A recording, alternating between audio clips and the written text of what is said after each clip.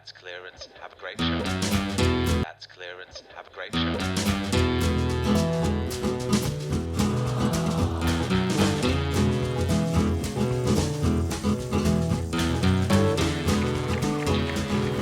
Hello, Andy. Hey, Gabs, how are you? I'm very well. How are you? Yeah, pretty good actually. Yeah. It is the season finale. It is. I guess that's a good time to be like, welcome along to the season finale. Yay. You are listening to Absolute Scenes, the podcast that makes you feel where nothing else matters. When things are overwhelming, helps you to shake it off, and tries to remind you, our listener, that you are irreplaceable. I am Gabrielle Shepherd, and with me, as always, is the man who still thinks that Little Nas X sings, "I'm going to take my horse to the hotel room." It's Andy Barton. Hey, Yay. thank you. That was a genuine misheard lyric Really? that I genuinely... I think it's much more wholesome. Yeah, It kind of is. makes me understand who you are as a person. It was like, well, it's... It wants to treat a horse right. The song's amazing anyway, and obviously, and then upon reflection, you very quickly go, oh no, he means No. He's having a great time, and it's not with a horse. Yeah. Oh wow, that's not. No, I it's genuinely. fine. I'm watching Catherine the Great, not Catherine the Great. I'm watching The Great at the moment. Gotcha. And it's so good. And obviously, one of the jokes in that is that she's in a but I digress. I can't believe it's the last. It's the last episode of this series. Obviously, we have high hopes that this is going to carry on. Please let us know if you have enjoyed listening, if you'd like us to carry on. As always, if there are any questions you want answered or guests you'd like to hear, we've had a few really good requests for things so far, actually, on social media, on our email. I'm really excited to kind of like deliver some stuff that you guys are really interested in.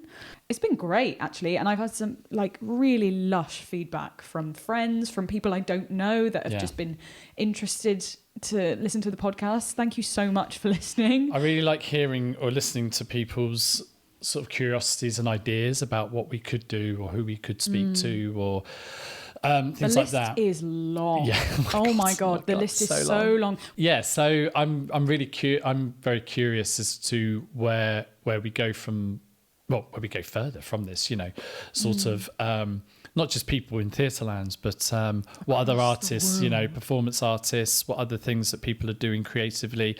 I'm really curious, and I don't know if this will ever happen. It might do. I'm really curious to speak with people where art is just a hobby.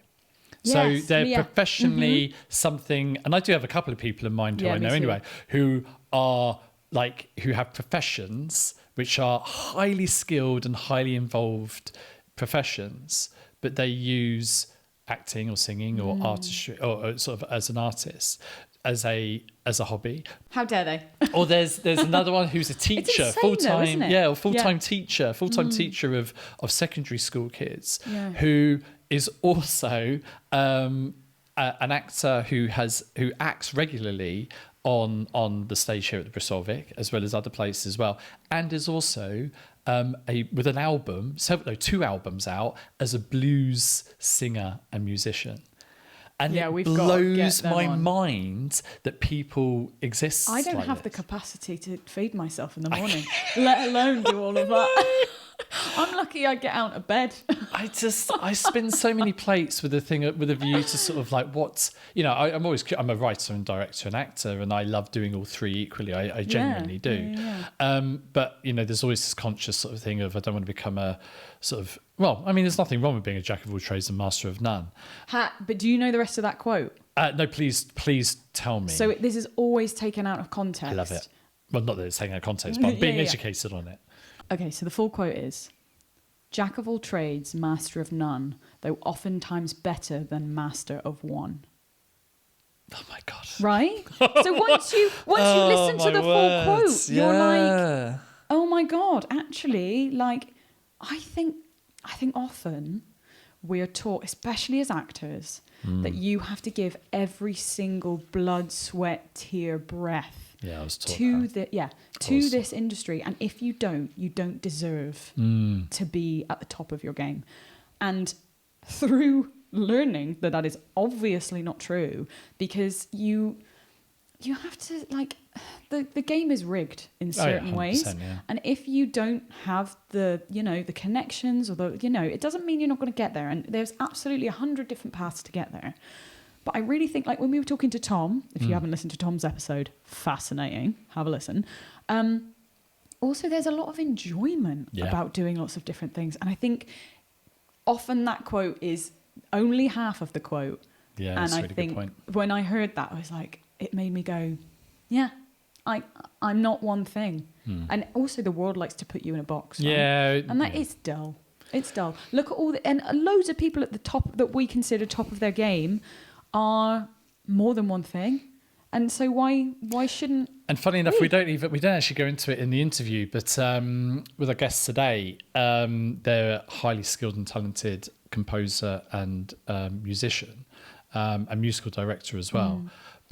But also they do a lot of, and we didn't go into this actually, but we didn't. Let's expand on it now. Yeah. So I met Brian because he works stage crew. He's a stage hand in the building in Bristol Vic. He does all, when you see sets flying in, or if you see the thunder roll. And people. Does he do the thunder? He does. The thunder run, he does. He operates the thunder run as a technician. He also does the where people are like, if you've got Peter Pan flying across the stage on something, he's operating the fly. But he's also a set builder and things, and he does that just almost as much. I see him doing that almost as much as he's writing. Grammy nominated albums for English rock bands. Yeah. It's wild. Crazy. But again, proof that you don't have to be one thing. Yeah. And I think that's really exciting. Yeah, this episode as well, sort of like the framing, I guess the framework around sort of like musicality and what music does in shows. I'm a massive fan of, because I love music. Really? I had no idea. Yeah, I love watching like unsigned acts. So I could, I'll go to, even if I go to a festival, I go to a music festival every year. But if I go to a music festival, I'll always go to the unsigned tent, and I'll sit there for about, I'll stand there for about 2 hours watching some of the most interesting stuff by local people, but it's also really good. Like awesome. Really good, but they just haven't been signed. They just quote unquote not had their break yet. But incredibly talented. I've never worked with Brian, but I've worked with other musical directors, and watching each of them have completely different process and completely different ways of working, styles and thoughts. Yeah, and I'm so curious by it, because I love seeing them sit down at a piece of music and like just start playing. It's amazing. And isn't it? And just start playing some of the most incredible music, or hear them talking about how like different syncopation and I've worked with people who work really high energy, really high pace, really fast paced, and that's been incredible to work with a musical director who does that, because it brings so much energy. But then I've also worked with very cerebral musical directors who somewhat slower, not slower, but on a more steady pace, who dissect each bit and go into why. I mean, Brian even touches on sort of like when we talk, I'm not going to spoil it, but he touches on what music can do to elicit certain emotions and certain moments in a narrative. And I've worked with directors who do that like for ages, and I'm like, oh my god, there's a story within the story. It's insane. But it's just different brains and different ways of working, and people are just fascinating, aren't they? I love it. So before we get on to the episode, yes, definitely. Also, just going back to thank you for being here, basically, everyone.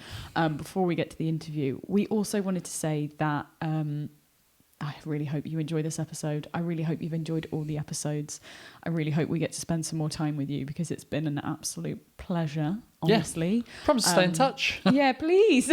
And we also wanted to say we do have a Buy Us a Coffee page. There is absolutely no expectation. If you are enjoying listening to this for free, please continue. You are more than welcome. But in case you've enjoyed yourself and you've got a spare bit of money to buy us a coffee, we always buy our guests a coffee if they want one.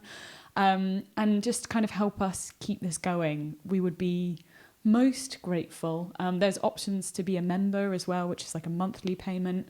But honestly, we've just had such a good time. And I'm really glad that this is going so well. Part of the feedback given to us was that because we do, you may or may not realise, there's credits. There's credits at the end. You probably turn it off, which is valid. Which is totally fine. At the end, there are credits. And this information is usually included. Thank you so much. And we really hope you enjoy this episode, the last of this series. Yeah. And we really hope we see you for series 2. Enjoy.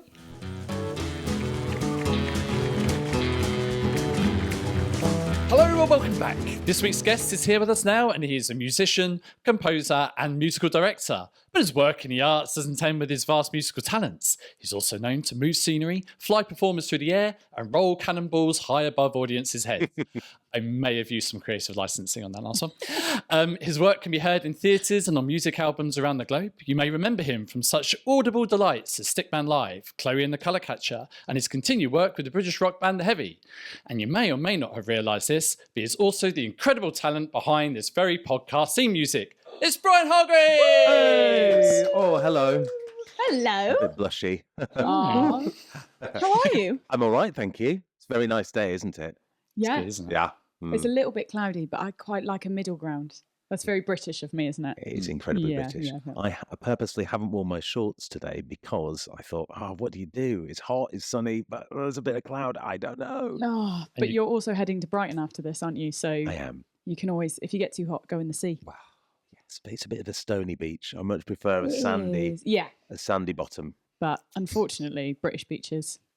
They're not famed for their No. sand, are they? Not. I mean, Brighton's got a sort of edge to it that I think like that stony beach sort of like really works for it. It's a little bit like Bristol on Sea. Oh my God, yeah. It is. You know what I mean? There's graffiti, there's hip hop, there's like some really great art and culture and theatre and dance and cool stuff. And you get to go hang out there for a bit. Yeah, I get to go and hang out there and make some cool stuff, you know. So I guess we should start with our icebreaker question. Yeah, so we do an icebreaker question to sort of like... I've listened to the show. He knows. You're the first guest that will have actually listened to the podcast before. Because, listener, this is the first time we're recording after having released. So this is a very different experience because everything else we did in a bulk in July before we did all this. It's the first time we're sort of like releasing on the week of recording. Your reputation precedes you in this case. How kind of you, Brian. We've just been blagging it for the last 5 weeks. I'd like to say I didn't know, but no, you're fine. But I did. Yeah, good. Right. Okay. So, Ryan, would you rather speak but only make the sound of a trumpet? Ooh. Or be able to speak normally but have a trumpet for a mouth? Oh. So if random. I had a trumpet for a mouth, should the urge take me, could I make the sound of a trumpet?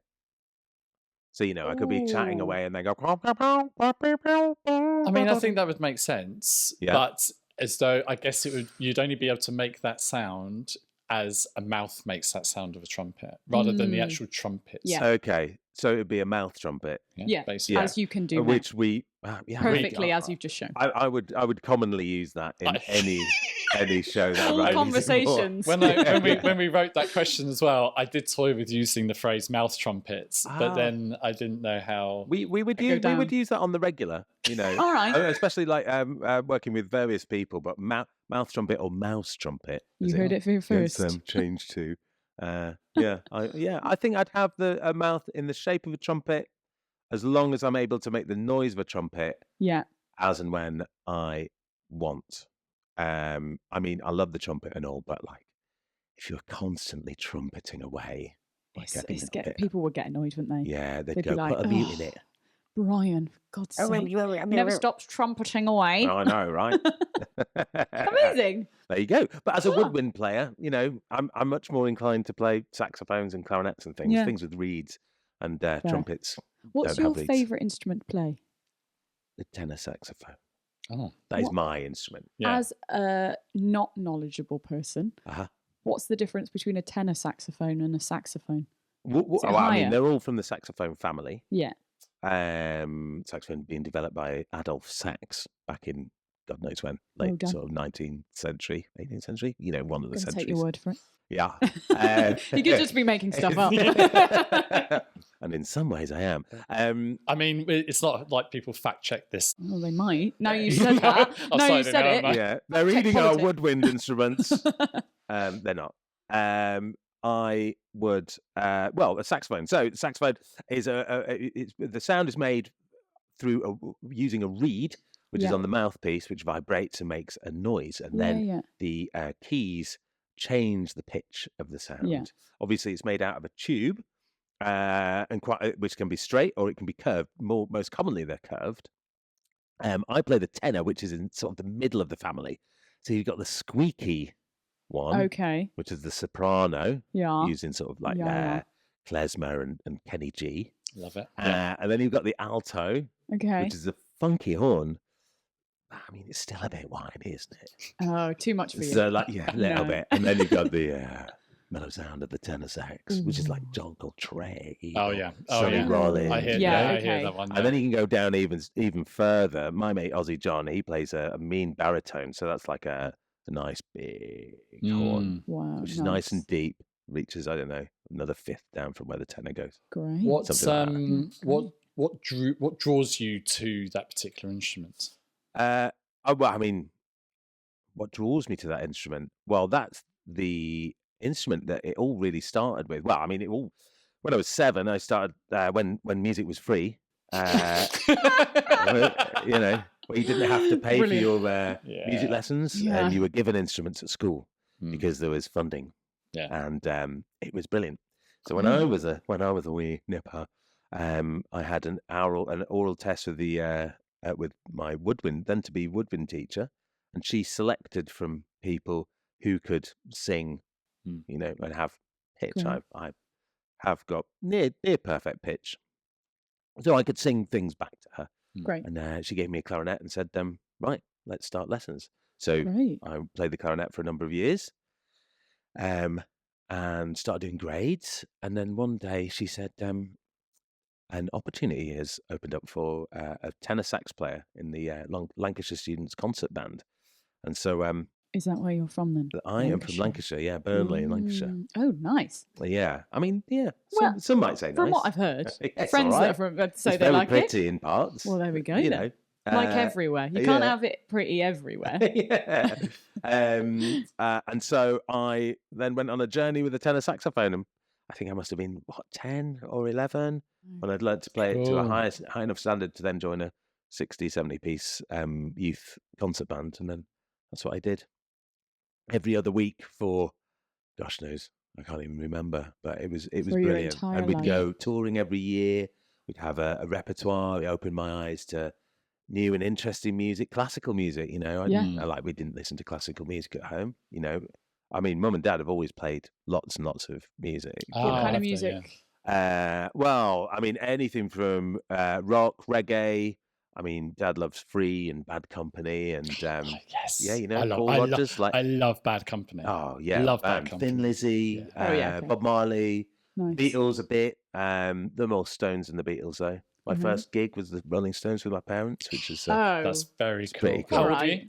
I reckon I was probably 4 or 5. Nice. And I remember incredible. Mick Jagger is like straying about the stage, with his Union Jack cape on, and Mum and Dad there. We were right at the back at Leeds Roundhay Park, and there's a geezer with us. This guy, I don't think we knew the man, but Mum and Dad would leave me and my one sister then, so I must have been about 4. They'd leave us with the man, and they'd go and toddle down the front and have a good old dance, because Mum and Dad they'd dance like they love it. You know, they're invested. You have to with that music. Exactly. It's a rule. And I remember him just sort of like being on this guy's head. He's got a Mick. Yeah, I know. Yeah. If you're not watching this, Mick Jagger hasn't entered the room. But yeah, that was my first gig. Where were we? Well, I was actually going to ask you how you got into this mess, but you've actually already started that story. So how did you end up? Because is it fair to say you're mainly theatre based, or do you a bit of everything? Oh, I spin a lot of plays. Okay. Yeah. I'm not just theatre. Music, entertainment. I fell into theatre. Really, that was it was. So where did you start off? Was it in bands or music? Yeah, I did a music degree in Newcastle at Northumbria Uni. It was sort of a focus of music and making music together with different people in community.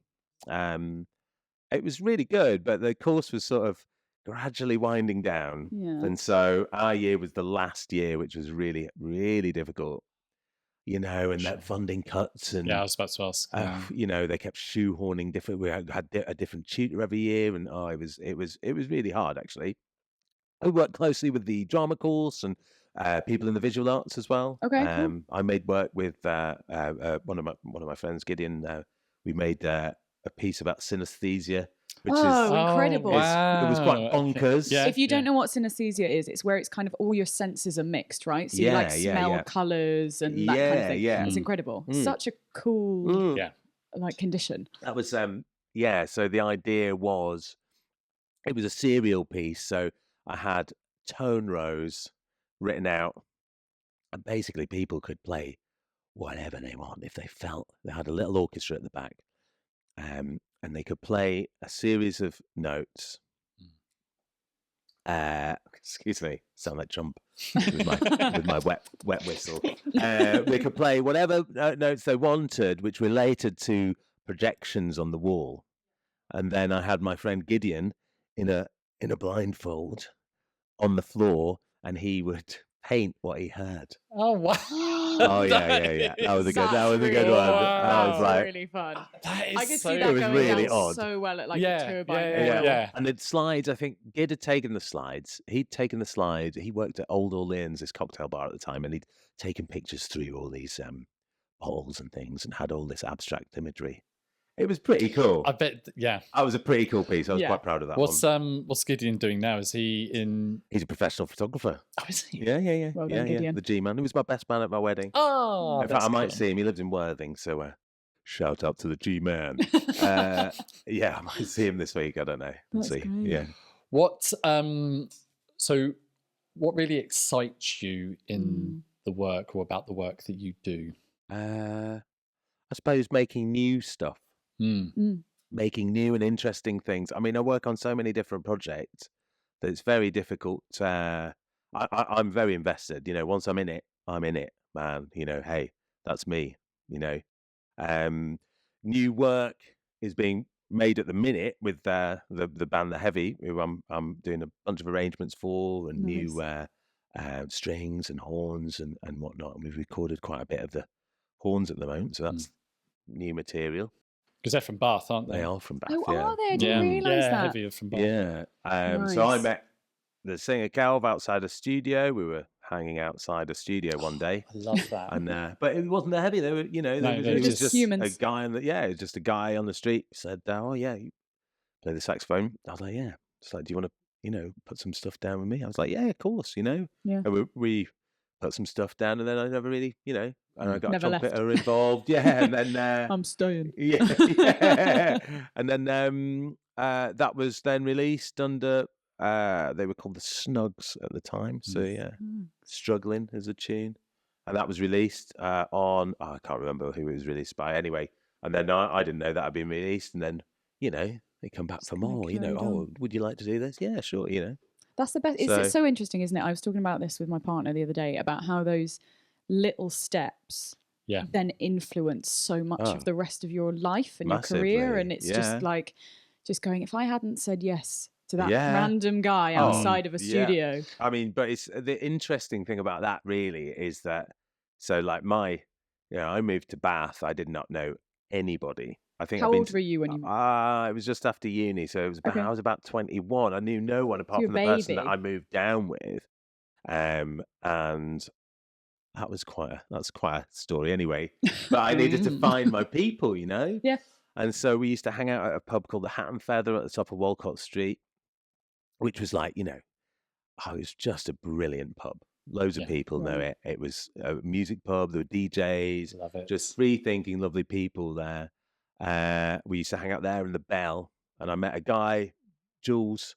Holland. Well, It's a great name, though, isn't it? Sorry, whenever I hear Jules, I'm like, not Jules name. Holland. Jules Landau down there. He was the lead singer of a band called the Zen Hussies, and I went and watched them at a rather funny little sort of book recital. It was like a poetry evening at Windows Art Centre, which I don't know is there anymore.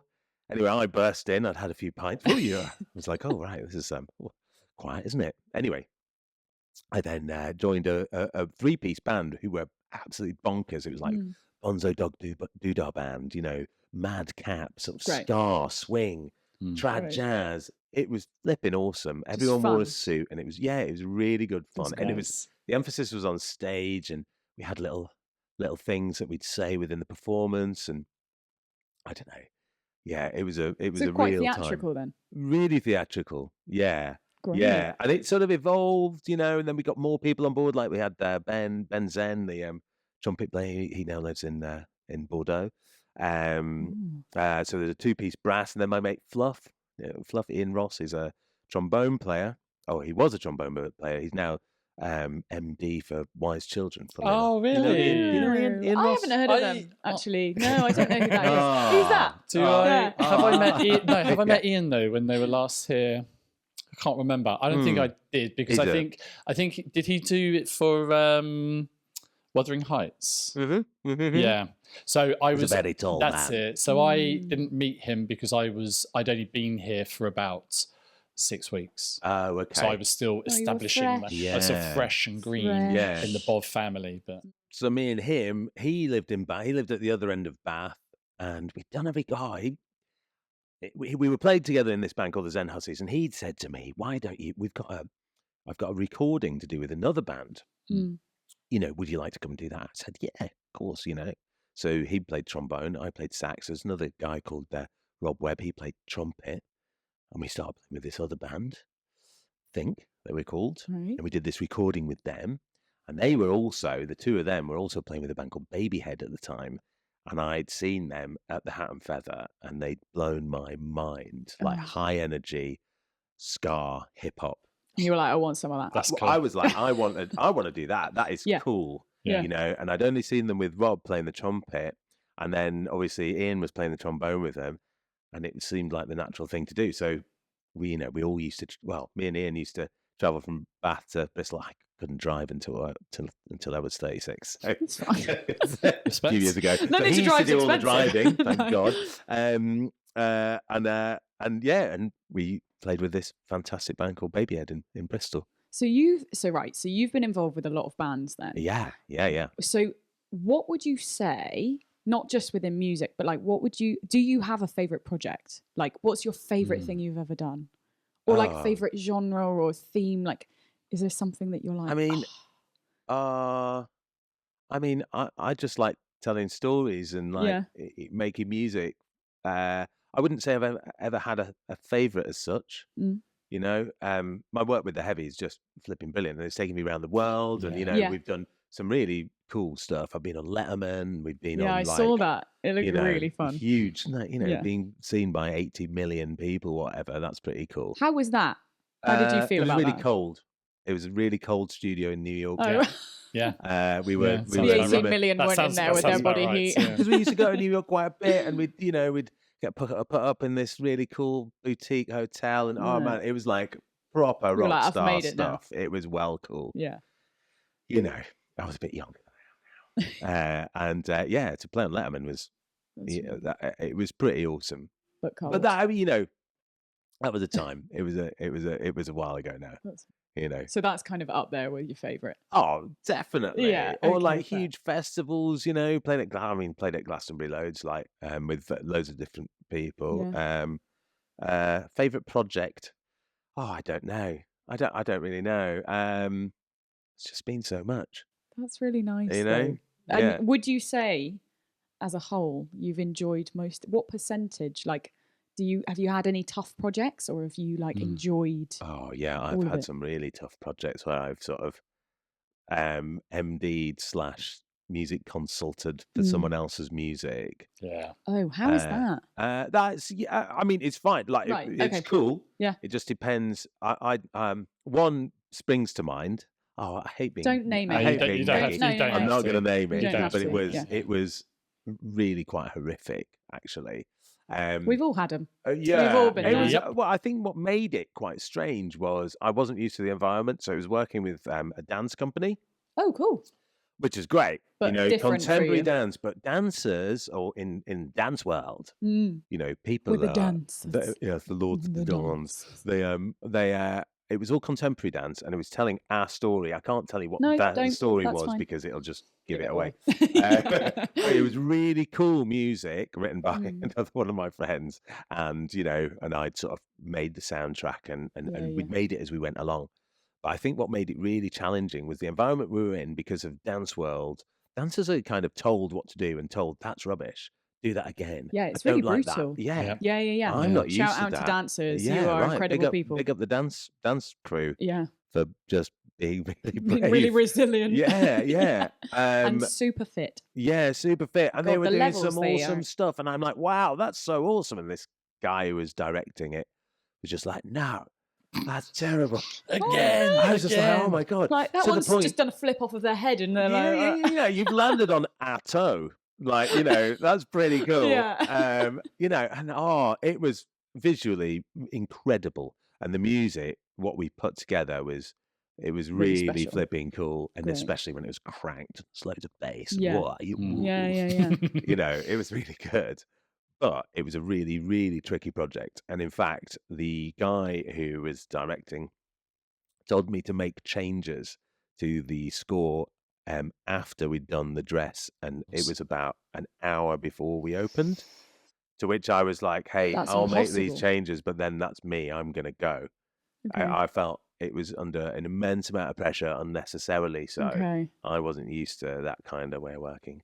I like, I like smooth. Things to be devised or exactly, to work together. And for me, putting other people under pressure to then perform without having a rehearsal where he literally wanted 15 minutes stripped out of the track, When you're working with a director on a project, is there, easier question, what does the process look like, or what would you prefer it to look like? I like to Chloe and the Colour Catcher, for example, with Ad Infinitum, with Nia. Just seen them. They're in the building somewhere. They're wandering around. They're always here. Oh man, they are just the best. So good. I saw what was it, the Beautiful Evil Things recently. Oh my God, my favorite piece of theatre ever is Transluna Paradise that they did. Oh man, it's forever inspiring me.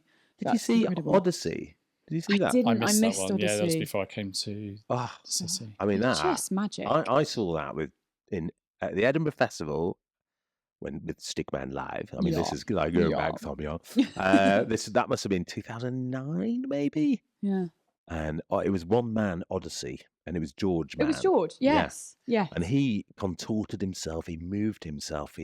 He managed to pull shapes and just transform himself from character to character. It was so cool. I've never seen anything like that. And I will stand by that. And actually, myself and Mark, who now directs Stickman, we have, there's elements from that performance that we have maybe snuck, possibly.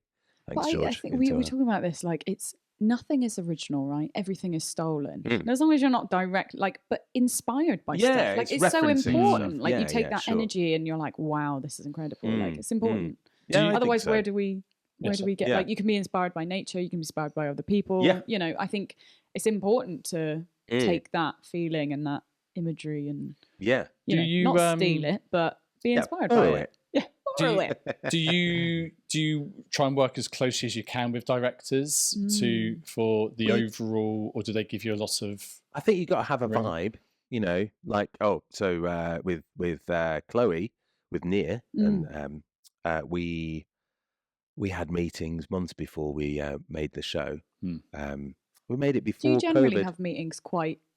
Oh yeah, I like to have yeah, a head. great. You know, Great. generally, like you've got a limited amount of time to make some work. Yeah. You know, so like 2 weeks, 3 weeks, maybe. You know, Stickman, which has been running for 16 years.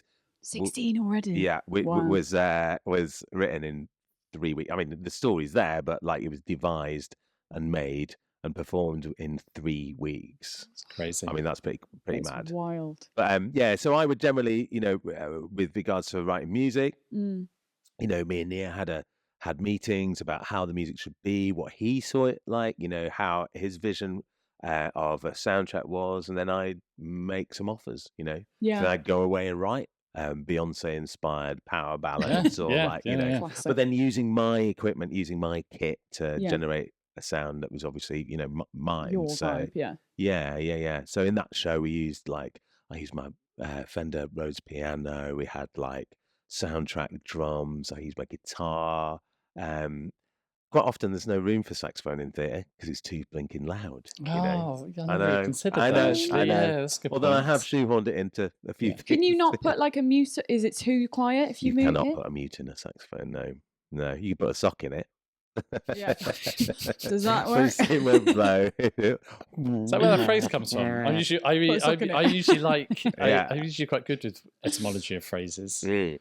Well, okay. So speaking about directors, not necessarily directors, but if you could work with any artist, alive or dead, who would it be? Oh man, any artist or like anyone. If you could work with anyone, who would it be? You know what? I'll go with someone like Jaco Pastorius, the bass player. I don't know who that is. Can you explain to me who that is? Jaco Pastorius Showing my ignorance. wrote a lot of really cool funk. He Great. played he hammered out the frets on his bass guitar, so you know the frets going down. He hammered out the frets and made a fretless bass, and that's what he's known for. Sort of like the 70s jazz fusion. Yeah. Wow. You know, but he's got this one. I mean, gosh, there's a great album, the Birthday album. It's in French. The French pressing's really good. And it's got like Michael Brecker on tenor saxophone, Jaco, like, is it Jacques DeJohnette on drums? Like, it's just some a incredible flipping powerhouse of horn playing. And well, I know what I'm listening to on the way home. Oh, yeah. So I probably went with Jaco. But I mean, you know, in his later, because he was always invested in music, and then unfortunately, you know, he got succumbed by the devil's cabbage and and things that probably illegal things. Late him. Oh, late? No, late as him. in you would work with only him. Oh, yeah. I was like, that's what I mean. None of that cabbage for me. Good clarification. No, I'm a father. I'm responsible. Yeah. I'd work with early Jaco probably. That was cool. You know, off the cuff.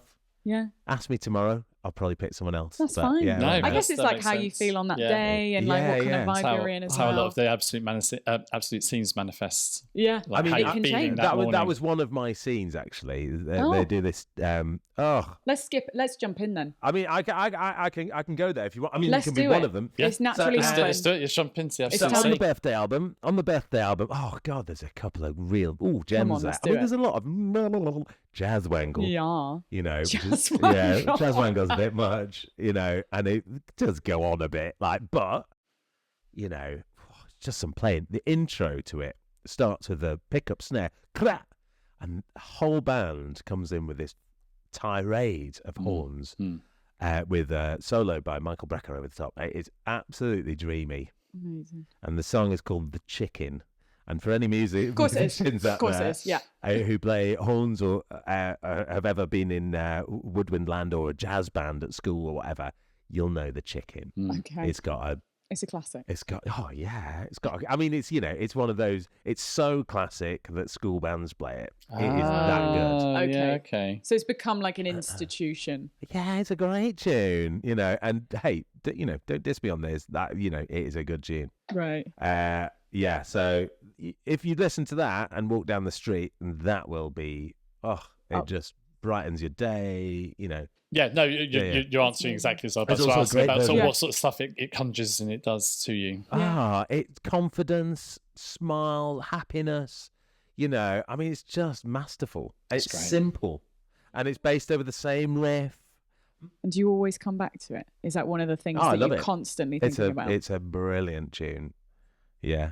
There's also a great version of Giant Steps on there, which is John Coltrane, but using like a marimba and the bass. Oh, it's so jazz. Oh my God. So do you say you've got another absolute scene as well?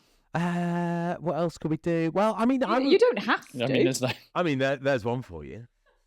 It just naturally happened. Well, we were like, let's about, go. Like, things, you know. I mean, there's like, yeah, Back to the Future would be my film. Amazing. Has anyone done Back to the Future? No. Well, I've only listened to Heidi Verhalgehan. Jess did.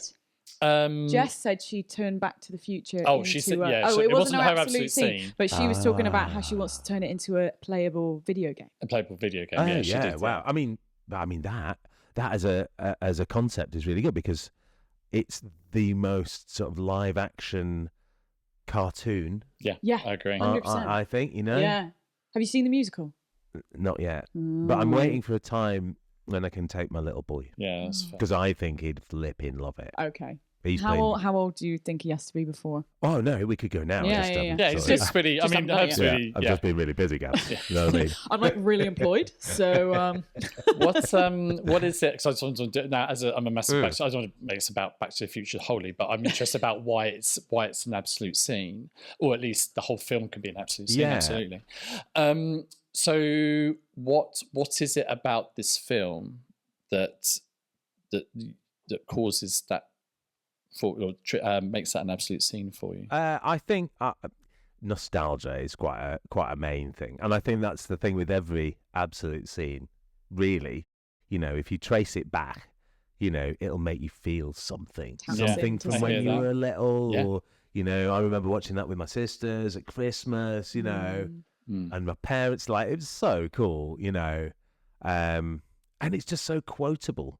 I mean, damn. Yeah. You know, 1.21 gigawatts. It's etc. It's like the most Steven Spielberg movie without being a Steven Spielberg movie. It really is. So like he produces it and Robert Zemeckis directs, and so he was in there somewhere going, and it's his. I mean, he's the exec producer. Yeah, but I remember sort of like that tracking shot. The tracking shot at the beginning over the first the clocks, but interesting, the clocks telling us beginning that story, but then dropping that idea exactly, and then it tells the story of whose house it is, which is the docks, by all these inventions that kind of start to work but very quickly don't. And it's like it's in the space of about 90 seconds with absolutely no dialogue and not even any human actors in it.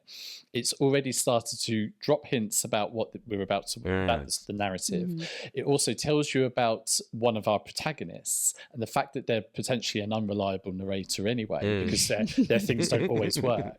And you've got that within the first 90 seconds before Michael J. Fox even walks through. We then see him with the guitar, which is also just every kid's dream at that age. Yeah, as an opening scene. And he's so cool. He's got Reeboks on, and he's like, his jacket looks cool. And then to sort of jump on the skateboard and then get to school was just. If you could bottle that. You know, then it's sort of like my little boy. You know, he plays the drums, he plays the guitar, he loves skating. Wanders around on stilts. You've just shown me a video of it. He looks so cool. That's his new thing. He's a very cool so good. But Back to the Future, man. Oh, yeah. What? And then of course you've got Back in Time by Huey Lewis and the News. That's just which is a tune. What a tune! The soundtrack's also. It's by Adrian flipping. Forget his second name. A.D. The A-Man. But it's really interesting how you'll have like the clock tower scene. Yeah. You've got all these high strings and this drama and vibrato strings, and then he'll look at his watch and it'll go yeah. You know, it's just so cartoony.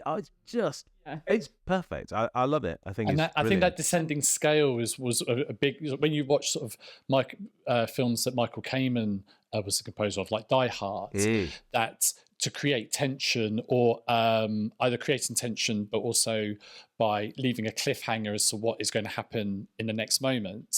That use of that do, then can either be quite cartoony, as you're just saying with that, but in like Die Hard, it's used as in a lot of moments where John McClane, Michael Kamen uses it to show that John McClane is having a realization.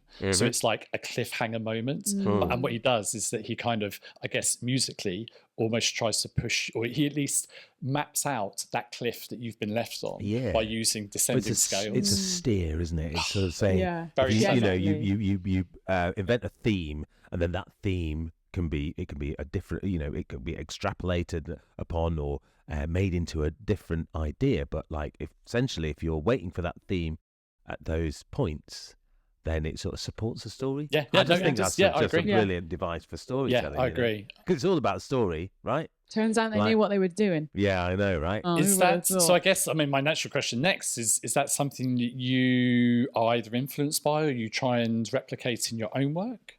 Absolutely, man. Yeah. If you're coming back to storytelling, that's what you were saying earlier. Thematic representation of things. Taking influence. Taking influence from other bits of work, like we were talking about earlier. Yeah. For example, another band I was playing with up until fairly recently. We've got a new single coming out soon, but the band is no longer, unfortunately. We were called Dun Dun Dun. Oh, I was reading about this. Yeah. Yeah. Oh man, it was a hellish band, great musicians. Dance music live. So lots of house, lots of bit of hip hop influence, lots of Brazilian and Afro rhythms, Afrocentric sort of Latin. Just a superb band and a group of really on point musicians. So on the last single that we released is a tune called Can Do, which we were wondering what we'd do for the end of the piece, because it's all instrumental, unless we're doing things with singers, which we have released a couple of tunes of singers anyway. I digress. So at the end of Can Do, I wanted to reference a fantastic piece of music by Philip Glass. It's like Aguas de Amazonia. I don't know if you've ever heard that. Probably have. So we both went to the same drama school, and one of the teachers, Tracy, shout out Tracy, always used to play Philip Glass. She did, in our warm up. So I bet we've heard it. Yeah, she we probably loved had it. Actually. Yeah, I didn't know what the names were, but yeah. I mean, it was Philip Glass. But... Yeah, I mean, he's a very celebrated and still living composer of our time. But Aguas de Amazonia was a series of pieces written for a band of traditional Brazilian tuned percussion. But my favourite version, and it takes you through all of the rivers, or everyone. Wow, really? In Brazil, and ends up, the Amazon River particularly is a really, really good piece of music. It's about 7 minutes long and sits on one theme and builds and builds and builds and builds and builds and keeps on building until you just comes up at the end. Oh my goodness. Yeah, my favourite version is by the Leipzig Philharmonic. So it's arranged for 86-piece orchestra. Yeah. It is absolutely stunning. And there's the Amazon River, which is just incredible. And then Metamorphosis 1 after that on that particular album, which is it's hellish. Oh, it's just, perfect, really. When you say hellish, you mean in a positive way, right? Yeah. For me, hellish is like, it's horrible. Oh, no. Oh, so no. You're just it's like it's like Michael Jackson's Bad was a great album, but Bad back in the day is it's good, right? Yeah, great. That's you got to get with your hip hop slang. Is there a genre of music that you would always say yes to? Ooh. And is there one that you find a bit more challenging? Yes to what do you mean, to write or to play? To write, play with, be a part of, experience. Soul, anything with soul. Okay. So soul can span so many different genres. You got your northern soul, your funk, Motown. Hip hop has soul. I mean, as long as it's got soul, man, that's what I'm interested in. I'm not interested in things that are, that don't have interesting something about them. That's what I want to work with, and then I'll and happily say yes if it's got a vision and a story and a thing. That's me. Yeah. And how do you again, showing my ignorance. How do you? So you've made a few albums with people. How do you make an album? What is that process? Like, how does that? Well, it depends what position I would be in. For example, if I'm like a composer, arranger. Okay. If I'm arranging music, then I'll take people's songs and say we're doing strings or horns or both of them. Always. All of the stuff.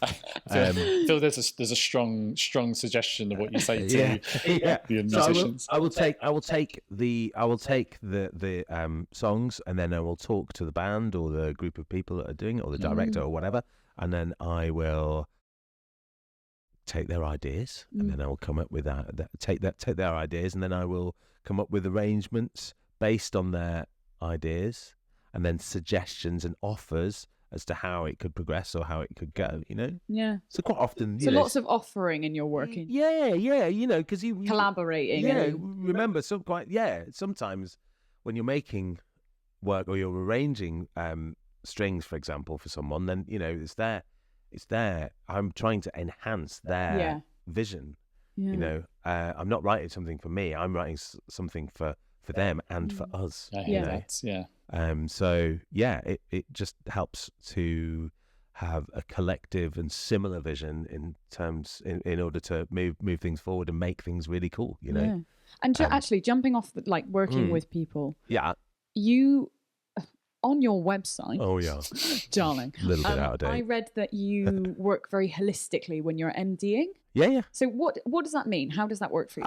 Well, it means being collaborative and being with people and being open to ideas and offers and devising, Like I fell into theatre through... How did you fall into theatre? Well, funnily enough, but with Stickman. So that was what...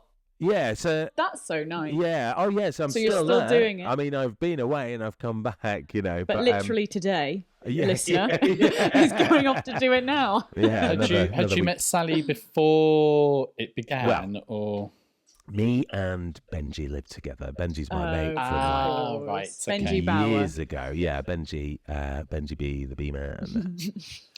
Benji B. Yeah, we were on Radio 1 once. Anyway, that's another story. So me and Benj lived together, and he had double booked himself on Bear Hunt, possibly. Okay.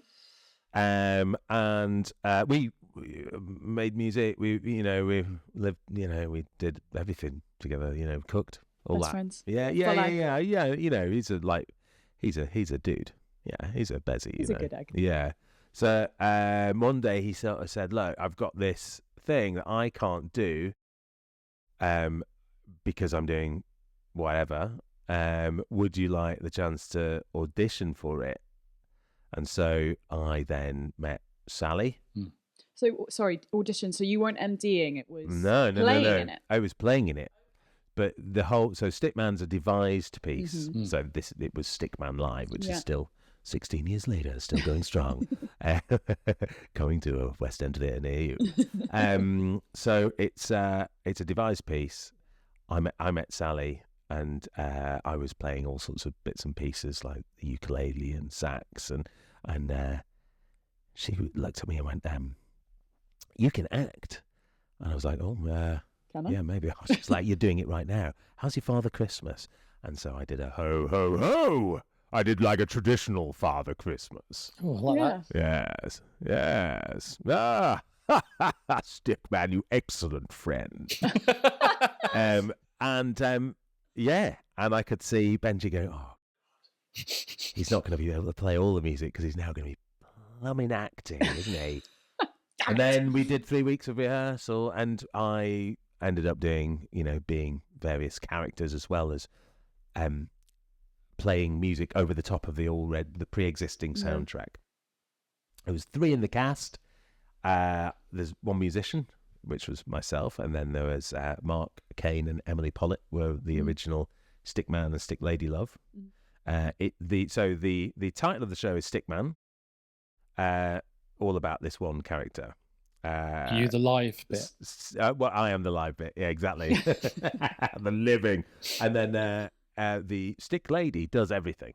She's everyone elsey. Oh, so she plays the dog, really fun. the girl. It's multi-rolling to the nth degree. It is a hard gig. Like that is a sweaty gig, that one. And then there's me, or the No. muso, playing all the music, and then coming out and being the park keeper, and then ultimately saving the day as Father Christmas. I know, right? But yeah. So Nice. it's by Freckle Productions are producing it, and it's we're rehearsing it in Brighton at the minute. It'll be going to Dubai and the UAE for a month. Oh wow! And then that one comes back and sits down at the Lowry in December. That's in Manchester. Nice. And then meanwhile, there's a different cast which will be rehearsed in November, and they will go to the Bloomsbury Theatre, which is a new theatre for Stickman Live. Nice. So simultaneous performances. Lovely. Just creeping to the West End. Yeah, We're going to get to Holborn. We're going to do Holborn. Yeah. Well, I mean, to be honest, like I would always sort of say it's roughly West End. I mean, it pretty much is. Yeah. I mean, we've been at Leicester Square for like 14 years or something. Leicester Square Theatre. Of course, yeah, no, of course. Yeah. Which is sort of not the West End either, but No, I would say the I'd Bloomsbury's say very that much. Leicester Square Theatre was part of West End. Yeah, And are you still doing the same roles that you were, or have you? So I'm not performing in it. I'm now musical MD. director.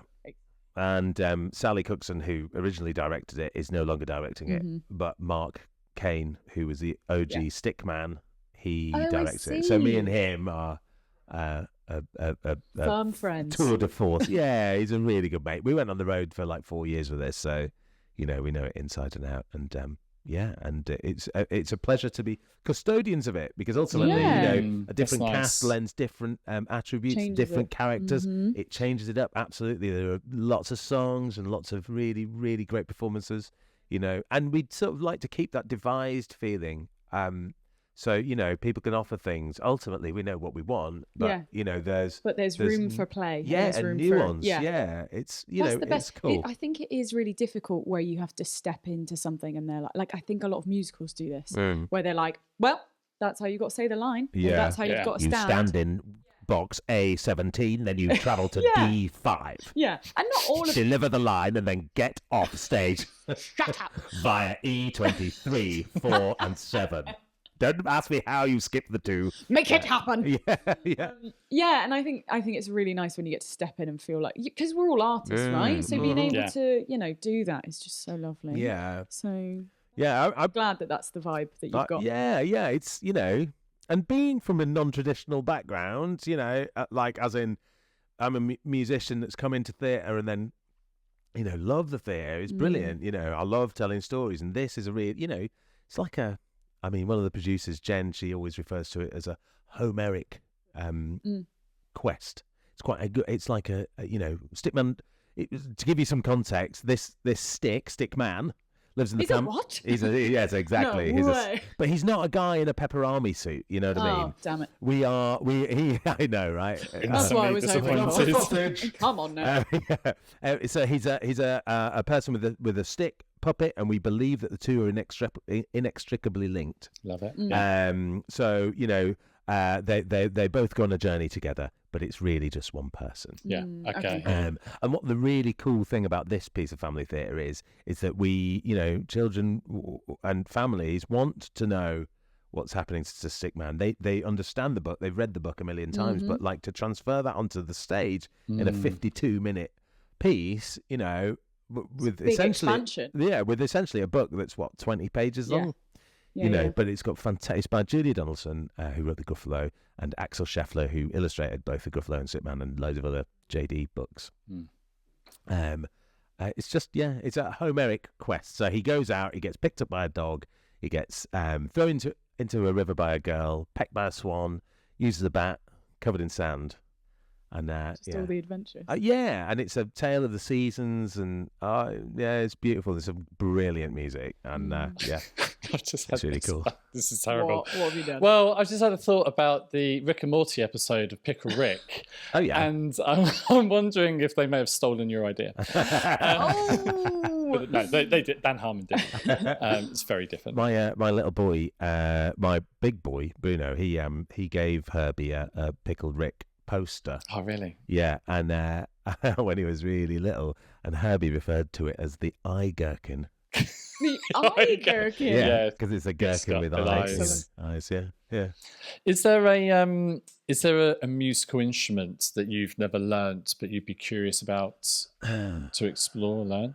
That I've never learned. I mean, have you done that? How many do you play? I mean, I'll pick up anything really and have a little go. No, you're one of those. I might not be very good on some of them. There's a curious. I'll give it a shot. Well, I'll give it a shot. Because music's all patterns, it's all patterns. It's all maths and it's all patterns, and things go up and down, and it's just transferring that visual information into the aural information in terms of, you know what I'm saying. Yeah. Anyway, so it's turning those shapes and patterns and ideas into something that you blow, pluck, strum, hit, or whatever. So I'll have a go at anything really. Had a go at the for a show I was playing the accordion. Oh my word, that's hard. That is a that's marvel. hard. I was looking in the mirror like that. Yeah. I had dreams of playing the accordion once, and then couldn't do it. I mean, the accordion. I think I'd just be better at the piano. I think. Okay, well, it's just one thing, isn't it? Yeah, I'd love to be able to read a double stave. I mean, I can, but it'll take me time. I can pick up any piece of music and play it on a monophonic instrument. No worries. Give me a piece, I'll play it. Yeah. But with two staves and that's hard. I can play the keys. Right. Like a jam, man. Yeah. Okay, jam. but just not read and play. I mean, I'd just be better on the piano, I think. Because I think fundamentally, if you're going to play an instrument, the piano, if you pick any, that's the one. Play the piano. Great. I feel like that's a really great place to come to our final question. Yeah, it's over to you. So, if there was a question you wish people would ask you, what is it? I did read this. And I had no idea what you meant. I think a question that people could just ask other people more is, how are you? Oh, that's nice. And I genuinely mean it. I genuinely mean it. I think, particularly in this industry, there's a lot of sort of darling, what, so what are you up to? Where are you at the minute? Yes. And instead of are you all right? How, how's it going? How's life outside of work? Yeah, because we're so work focused, aren't we? Yeah, it's so important to realize that you are a person and not an automaton. Interestingly, during the over the summer, there was a release from a report. I think it was in Psychology magazine. I think, or maybe New Scientist. I'm just showing off now. Yeah, and I read Psychology magazine. Very well read, it was on a website. Anyway, the thing is that in it there's a thing about the psychology around the question, "How are you?" And Jeremy Vine picked up this article, and it was a feature on one of his radio shows during the day, and his lunchtime radio show. And it's really interesting so what he did was that he would have a caller phone in, but as a member of the public, and say, "How are you?" And they tell him, and then he would say, "No, how are you?" And then the sudden shift of what, and you would hear a momentary pause in probably 3/4 of the people that he spoke to doing this on the radio, just shift almost instantly, and then they would tell him, actually, they'd not had a particularly great week. Or actually, they'd had a really, really good one, but they just were trying to be a bit humble and, a bit of humility, and that they had this amazing piece of news. But then there are other people who were like, well, to be honest, this has been happening, this has been happening, this has been happening. And this is to 10 million radio listeners. And then knowing on the phone. But it's interesting just asking it once and then just deeper. Asking it again. There's the power of iambic pentameter, isn't it? Yeah. Iambic pentimeter.